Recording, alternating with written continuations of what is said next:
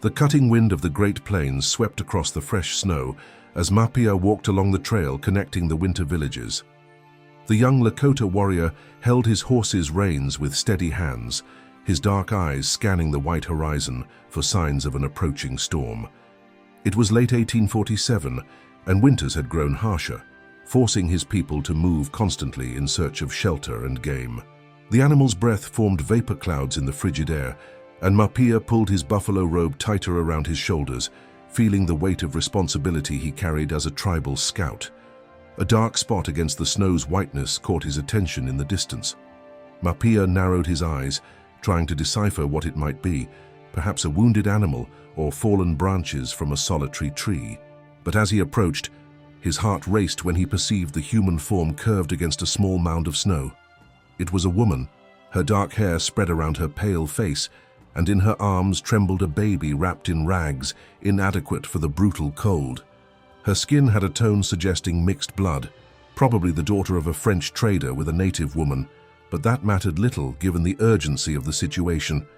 Mahpiya dismounted quickly, his feet sinking into the snow up to his ankles. The woman was conscious, but her blue lips and uncontrollable shivering indicated that death by cold was near. Her gray-green eyes met his with a mixture of desperation and resignation, as if she had already accepted her fate, but still fought for the life of the child in her arms. The baby, a girl of few months, cried weakly, her small face reddened by the cold.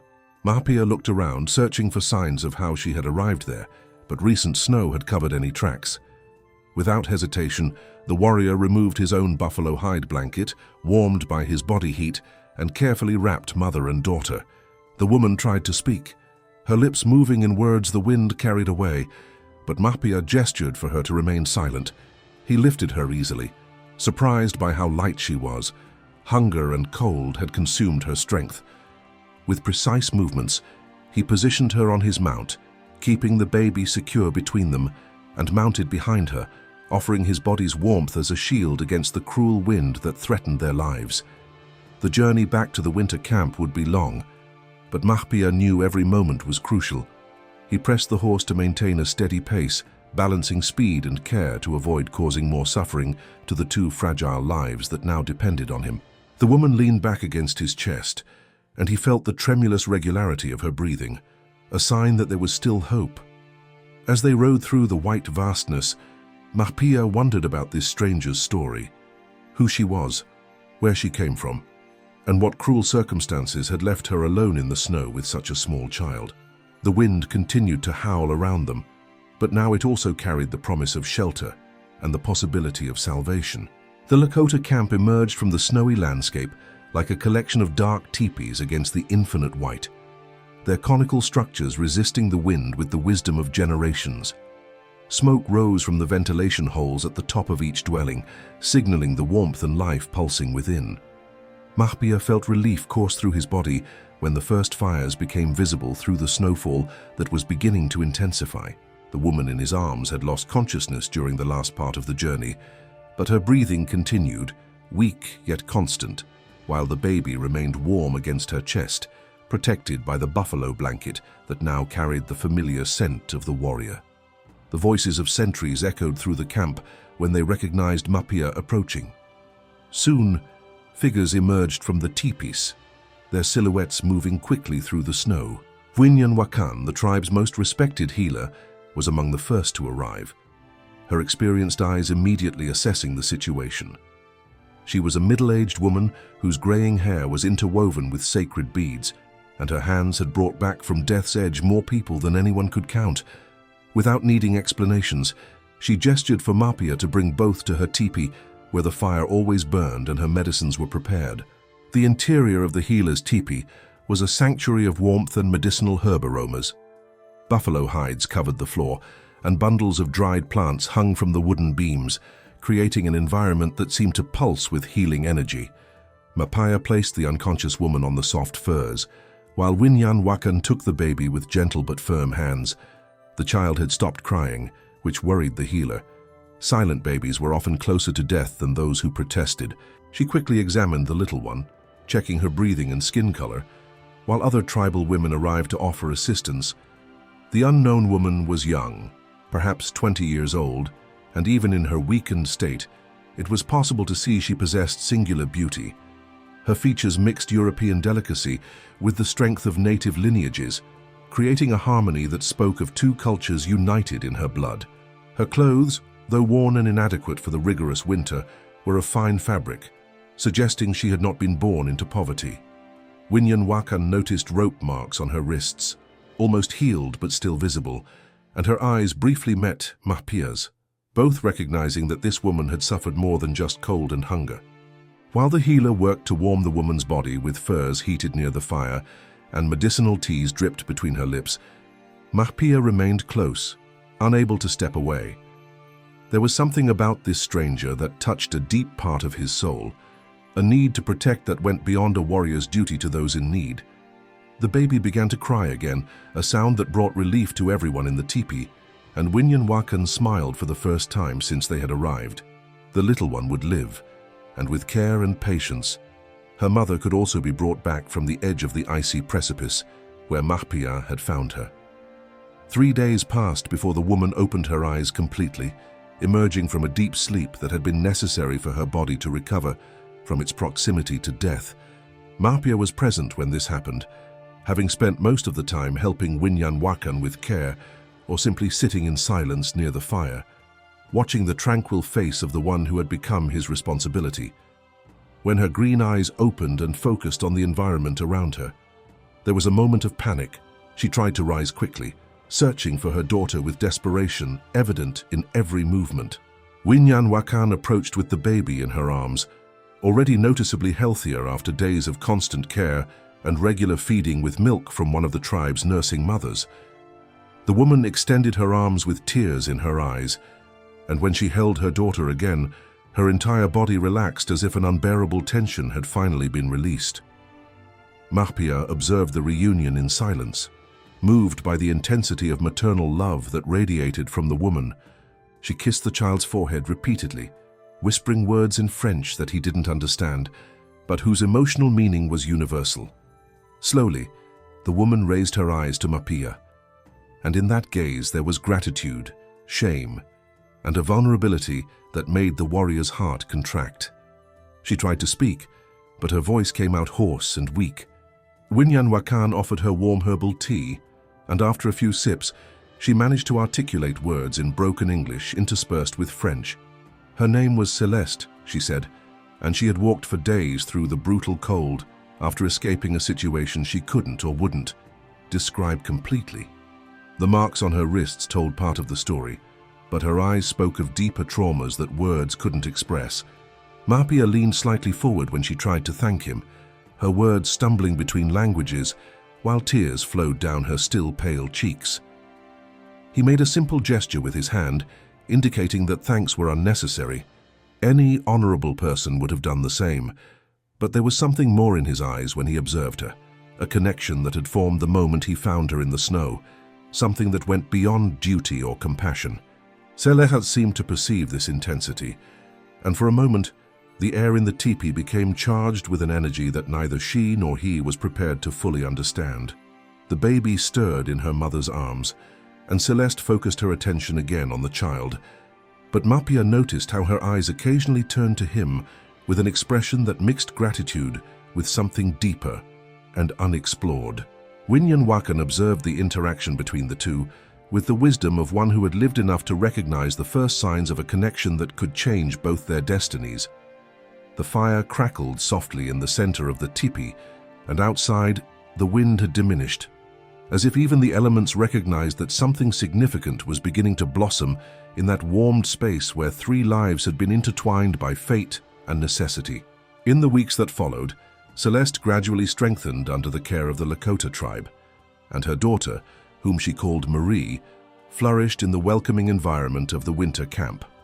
The community had accepted mother and daughter without question, following the tradition that all those who needed shelter were welcome, especially during the harshest months. Céleste quickly learned some words in Lakota, and her natural ability with languages soon allowed her to communicate with gestures and simple phrases. She proved useful, helping the women with sewing work and food preparation, always with Marie strapped to her back in a traditional baby carrier that the tribal women had made for her. Mahpiya found frequent reasons to pass by the teepee where Céleste and Marie had been accommodated. Officially, he checked if they needed anything or if they were adapting well. But everyone in the camp, including himself, knew his visits were motivated by something much more personal. There was a natural gentleness in how he interacted with Marie, making funny faces that made the baby laugh, or bringing small gifts, a corn doll, a rattle made of decorated leather. Céleste watched these interactions with a mixture of gratitude and something she dared not name, but which warmed her heart in a way she hadn't felt for a long time. The evenings were the most precious moments. When the day's work ended and the tribe gathered around the communal fires, Mahpiya often sat near Céleste and they shared a comfortable silence while watching the flames dance. She told him fragments of her story, how she had been raised by a French trader who had married her Cree mother, how she had lived between two worlds without ever completely belonging to either. He, in turn, spoke about life on the plains, about his people's seasonal migrations, about the freedom and challenges of an existence tied to nature's rhythms. One night, when Marie slept peacefully in her arms, Céleste finally revealed to Mahpiya what had happened before he found her in the snow. She had been forced to marry a brutal trader who kept her practically prisoner in an isolated outpost. When she discovered she was pregnant, he became even more controlling and violent. After Marie's birth, she had found an opportunity to escape during a storm, but had gotten lost in the white vastness, walking without direction until her strength was exhausted. As she spoke, her hands trembled slightly, and Mahpiya had to control the impulse to touch them to offer comfort. Céleste's story awakened in Mahpiya a silent fury against the man who had treated her so cruelly, but also a deep admiration for her courage in risking everything for her daughter's freedom. He understood that she still carried invisible scars, fears that awakened with her in the cold dawns, but he also saw an inner strength that had sustained her through trials that would have broken less resilient spirits. That night, as she rocked Marie to sleep, Mahpiya made a silent promise that as long as he lived, neither she nor her daughter would know again the fear or loneliness that had almost destroyed them in the implacable snow of the plains.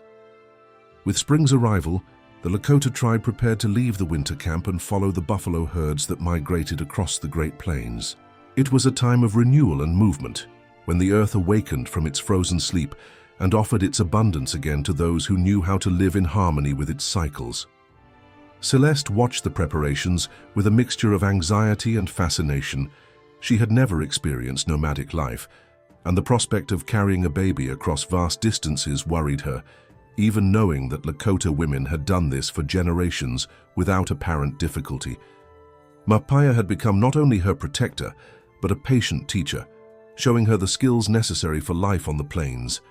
He taught her how to pack belongings efficiently, how to read weather signs in clouds and animal behavior, how to keep Marie comfortable during long journeys.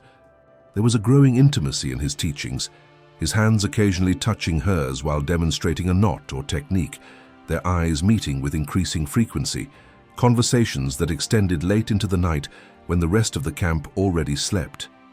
One morning, while helping to dismantle teepees, Céleste noticed that other tribal women were watching her with knowing smiles.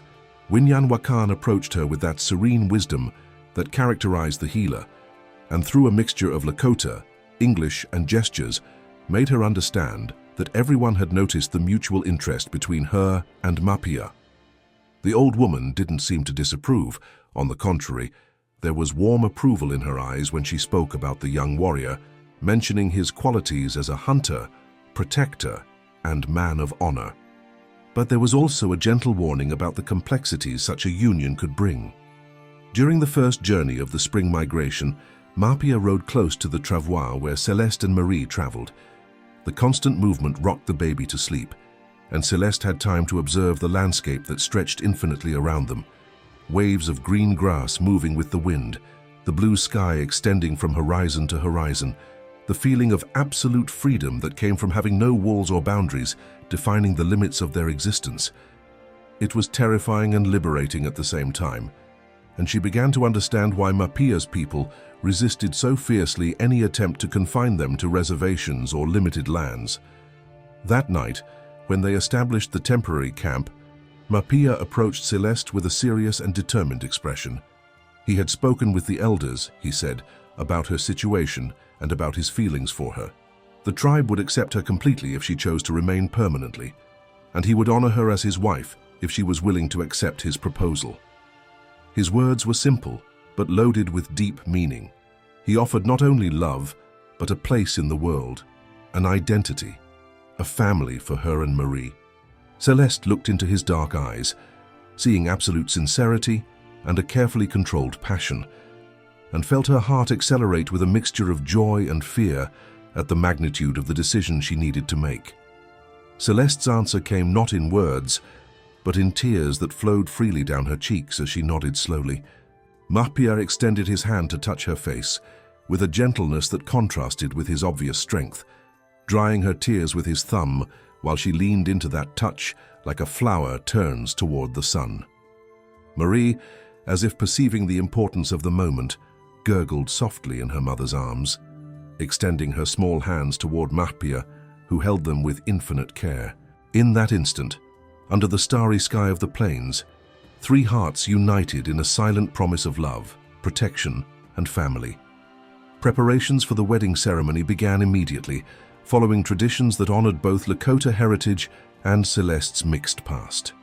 The tribal women worked together to create a ceremonial dress for her, decorated with beads and embroidery that told the story of her rescue and integration into the community. Mahpiya spent days preparing traditional gifts, horses to demonstrate his ability to provide, hides tanned with his own hands to show his skill as a hunter, and ornaments made from precious materials he had collected during years of traveling the plains.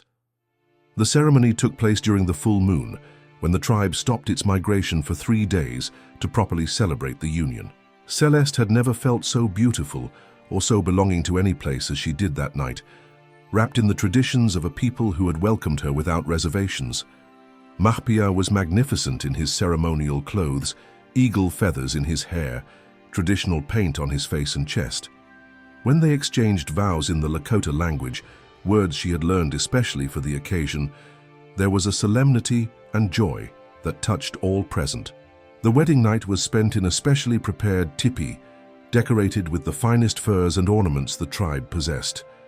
Marie slept peacefully in a nearby cradle, and for the first time since her birth, Céleste allowed herself to relax completely, knowing that her daughter was safe and loved not only by her, but by an entire community. Mahpiya was gentle and patient, understanding that she carried traumas from her previous forced marriage, and his tenderness helped heal wounds she thought would never heal. When dawn broke, Céleste awakened in her new husband's arms, watching the golden sunlight filter through the tipi walls. Marie was awake but quiet, playing with her own feet, and Mahpiya slept with an expression of absolute contentment that made Céleste's heart fill with a happiness she didn't know was possible to feel. She had found not only safety, but true love, and for the first time in her adult life, she felt she completely belonged somewhere. Outside, she could hear the sounds of the camp awakening, but inside the teepee, the three formed a complete and perfect world. The months that followed were the happiest of Céleste's life. She flourished in her role as Mahpiya's wife and respected member of the Lakota tribe, her ability with languages making her valuable as an interpreter when they encountered other native groups or traders. Marie grew strong and healthy, beginning to walk with the characteristic determination of a child raised in the freedom of the plains, and Mahpiya loved her as if she were his own biological daughter. The bond between adoptive father and daughter was so natural and deep that many in the tribe forgot they didn't share blood. During the summer, Céleste discovered she was expecting another child. The news brought immense joy to her and Mahpiya, and the entire tribe celebrated the promise of new life. Winyan Wakan cared for her with special attention, preparing herbal teas that would strengthen both mother and baby, and the other women shared stories and advice about pregnancy and motherhood. Mahpiya became even more protective, if that were possible, ensuring she didn't tire excessively during migrations and bringing her the most nutritious foods he could hunt or gather. But their happiness would be tested when rumors began circulating about a white man searching for a woman and child who had disappeared during the winter. Traders visiting the camp spoke of offered rewards and an implacable determination that would not accept failure.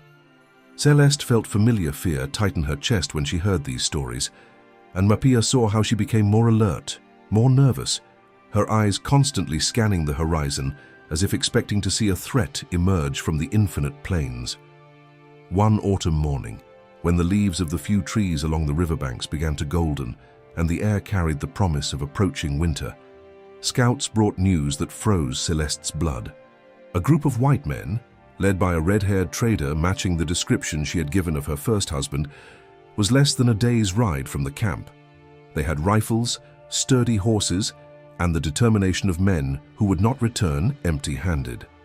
Mahpiya saw the terror in his wife's eyes and knew that the time of peace had come to an end. The tribe gathered in emergency council that night. Some argued they should surrender Céleste to avoid conflict. Others insisted she was now one of them and should be protected at any cost. Mahpiya remained silent during most of the discussion, but when he finally spoke, his words carried the weight of his absolute determination. Céleste was his wife, Marie was his daughter, and the baby growing in Céleste's womb was his blood. He would die before allowing any man to take them against their will. His declaration was met with approval from the younger warriors, but the elders knew such a position could bring terrible consequences for the entire tribe. The confrontation came with dawn, when Céleste's first husband and his men arrived at the Lakota camp. With rifles in hand and arrogance on their faces, Jacques Dupuis was exactly as Céleste had described, a man of medium height but powerful build, red hair and cold eyes that saw other people as property to be owned. He demanded that his wife and his daughter be returned immediately, brandishing legal documents that, according to him, proved his rights over them. His voice carried the authority of someone accustomed to being obeyed, but here, on the free plains, his papers had less value than the dry leaves the wind scattered. Mahpiya confronted Dupuis in the center of the camp, and the tension between the two men was as palpable as electricity before a storm. Céleste remained in the teepee with Marie and the other women, but could hear every word of the heated discussion. Her former husband demanded his rights as legal husband and father of the child, while Mahpiya responded that a woman was not property to be claimed, and that Céleste had freely chosen to stay with them. Céleste's visible pregnancy only intensified Dupuis' fury, who saw this as personal betrayal beyond theft of his property. When it became clear that neither words nor threats would make the Lakota surrender Céleste, Dupuis tried one last strategy. He offered a small fortune in goods, weapons, and horses in exchange for his ex-wife and daughter. It was a real temptation. The offered resources could sustain the tribe through an entire winter, but when the elders looked at Mahpiya and saw the unshakable determination in his eyes, they knew some values were more important than material wealth. Honor, loyalty, and love had no price that could be paid. Violence erupted when Dupuis, frustrated by the Lakota refusal, tried to force his way into the teepee where Céleste was hiding. Mahpiya intercepted him, and the two men fought with the ferocity of animals defending their territories. Dupuis was strong and experienced in combat, but Mahpiya fought with the passion of a man protecting his family, and that difference was decisive. When everything ended, Dupuis lay motionless on the red earth of the plains, and his men, outnumbered and without a leader, retreated quickly, taking only the promise that government authorities would come after them. In the days that followed, the tribe made the difficult decision to move to more remote territories, where American government influence had not yet been completely established. Céleste, now definitively free from the ghost of her past, gave birth to a strong son who would carry both parents' blood and grow up, knowing only freedom. As they rode west, toward the mountains where they could live without interference, Mahpiya held the reins with one hand and supported Céleste with the other, while Marie ran alongside other horses, laughing with the innocent joy of a child who knew only love and protection. They had paid a high price for their happiness, but now nothing in the world could separate them again, and their love would become a legend whispered around fires for future generations. If you like this story, Leave a like and subscribe to our channel so you don't miss the next stories.